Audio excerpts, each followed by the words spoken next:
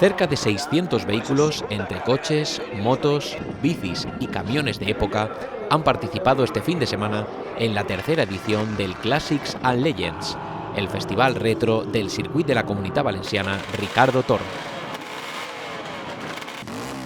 Entre ellos colecciones difíciles de repetir, como las 22 MV Agusta, que en los años 70 dominaron el campeonato del mundo de motociclismo, con pilotos como el británico Phil Reed, estrella invitada en Cheste.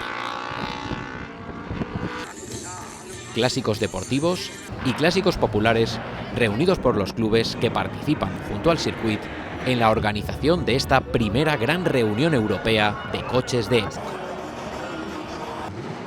Lo mismo sucede con las motos. Miembros de distintas asociaciones de Yamaha RD se han dado cita en el trazado de Cheste con más de 50 unidades. Me quedé impresionado con el nivel de las motos que hay, motos que han participado en campeonatos muy importantes. El ambiente familiar genial. Lo que más me ha gustado era cuando estábamos haciendo las carreras, o sea que he ido muy bien con el camión. A mí es que lo que me gustan son los camiones. Y camiones hay muy bonitos aquí, sobre todo de la marca Pegaso, preciosos, muy bonitos. Lo que más me ha gustado han sido unas bicis que eran súper antiguas y estaban súper chulas. Es muy bien organizado, muy completo el circuito de Valencia. Es very, very beautiful.